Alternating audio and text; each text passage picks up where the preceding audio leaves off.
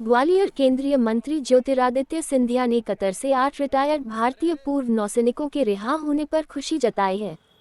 उन्होंने कहा है कि प्रधानमंत्री नरेंद्र मोदी के नेतृत्व में एक बार नहीं बल्कि बार बार दिखाया गया है कि वह केवल प्रधानमंत्री नहीं, वो प्रधान सेवक हैं, वह प्रधान रक्षक हैं। केंद्रीय मंत्री सिंधिया ने कहा कि यूक्रेन युद्ध के समय में विदेश में फंसे भारतीय छात्रों को निकालने का मामला हो अथवा कोई और मौका, उन्होंने अपनी जिम्मेवारी को बखूबी निभाया है और विदेशों से सुरक्षित भारतीयों को लाने में महत्वपूर्ण भूमिका निभाई है।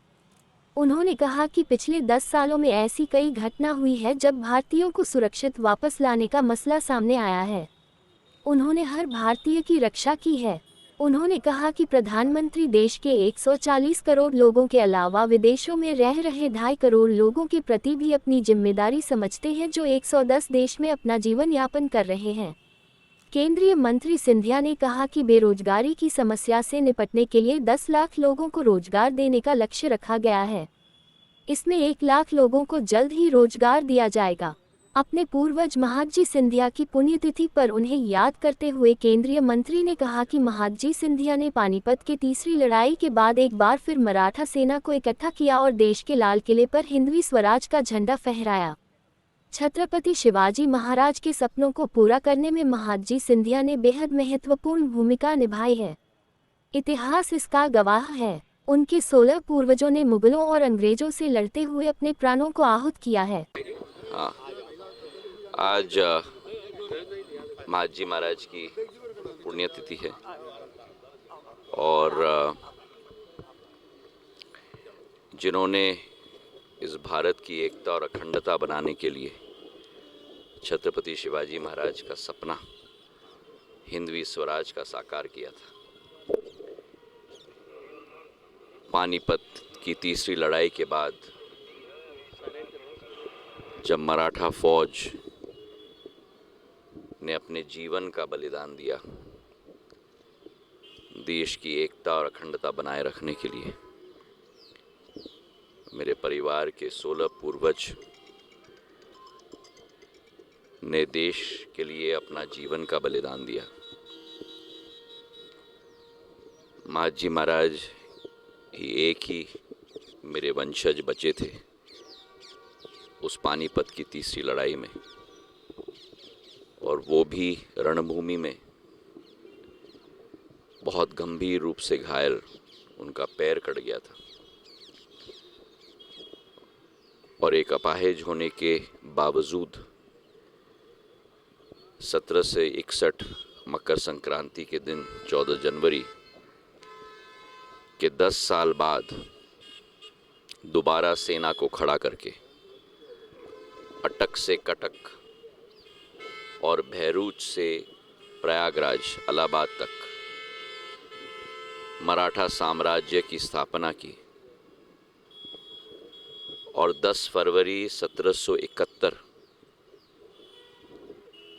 पहली बार एक हिंदू राजा ने लाल किले पर अपनी नाग निशानी ध्वज को स्थापित की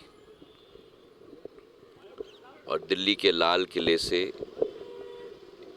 एक भारत और श्रेष्ठ भारत की विचारधारा के साथ लोक सेवा और जनसेवक के रूप में शासन किया 32 वर्ष 1803 तक। उनकी सोच और विचारधारा थी कि आक्रमणकारियों को भारत के बाहर ही रोकना होगा और अंग्रेज़ों ने अपने इतिहास में भी लिखा था कि सबसे बड़ा कांटा अंग्रेज़ के रास्ते में महादजी शिंदे हैं, अगर उनको हटा दिया तो हिंद का रास्ता साफ होगा। मेरे पूर्वज ने अपनी साम्राज्य नहीं बनाई, छत्रपति शिवाजी महाराज का सपना साकार किया, विकास और प्रगति की शासन बनाई। बहुत कम लोगों को मालूम है, लेकिन यमुना से पहली बार दिल्ली को पानी देने की योजना महादजी महाराज के समय में स्थापित हुई थी। दिल्ली के सारे सुएज के लाइंस मांझी महाराज के समय में स्थापित हुई थी। 12 हिंदू राव अस्पताल जो जाना जाता है आज, वो भी उनके समय में स्थापित थी। और केवल वो नहीं, लेकिन भारत की आध्यात्मिक शक्ति को भी पुनर्जीवित करने के लिए मराठाओं ने, जिसमें मांझी महाराज भी शामिल हैं, चाहे काशी हो, चाहे मथुरा हो, चाहे इलाहाबाद हो, मंदिर घाट की स्थापना अहिल्याबाई होलकर जी के साथ, महारानी बैजाबाई जो मांझी महाराज की बहू थी। तो भारत की एकता और अखंडता बनाए रखने के लिए, भारत की आध्यात्मिक शक्ति स्थापित करने के लिए जो विराट कदम इन्होंने लिए हैं, आज उनकी स्मृति मेरे दिल में चिरस्थायी है और उनको मैं प्रणाम करने के लिए आज उपस्थित हूँ। भारत की बड़ी विदेश नीति की जीत हुई है। कतर से जो पूर्व सैनिक थे, तीनों सैनिक, उनको रिहा कर दिया गया। मध्य प्रदेश के इसमें शामिल थे, सात भारत आ गए। प्रधानमंत्री नरेंद्र मोदी जी के नेतृत्व में प्रधानमंत्री जी ने एक बार नहीं, लेकिन बारंबार दिखाया है कि उनके कार्यकाल में वे केवल प्रधानमंत्री नहीं हैं, वे प्रधान सेवक हैं, वे प्रधान रक्षक हैं।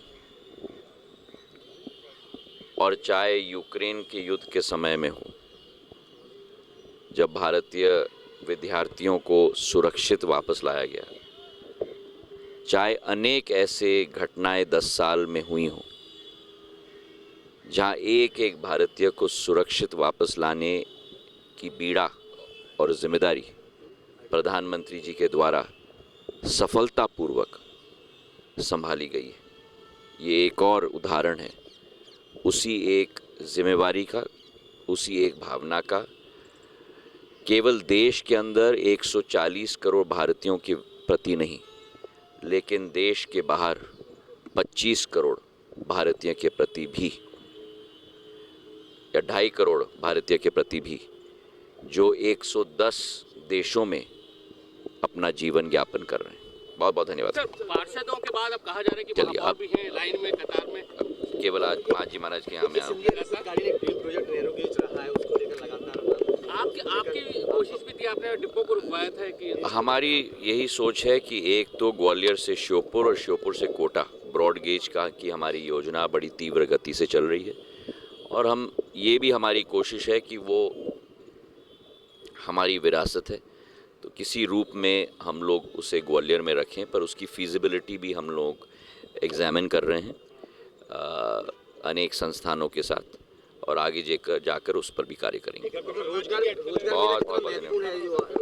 बहुत महत्वपूर्ण है। ये 12वीं संस्करण है और आज 1 लाख रोजगार के अवसर प्रधानमंत्री जी के द्वारा दिए जाएंगे। और जो लक्ष्य था, उस लक्ष्य की पूर्ति पूर्ण रूप से प्रधानमंत्री जी करते हैं। 10 लाख रोजगार के अवसर देने का लक्ष्य था और उस लक्ष्य की पूर्ति भी ज़रूर इस कार्यक्रम के साथ पूर्ण होगी, इसका मुझे पूरा विश्वास है।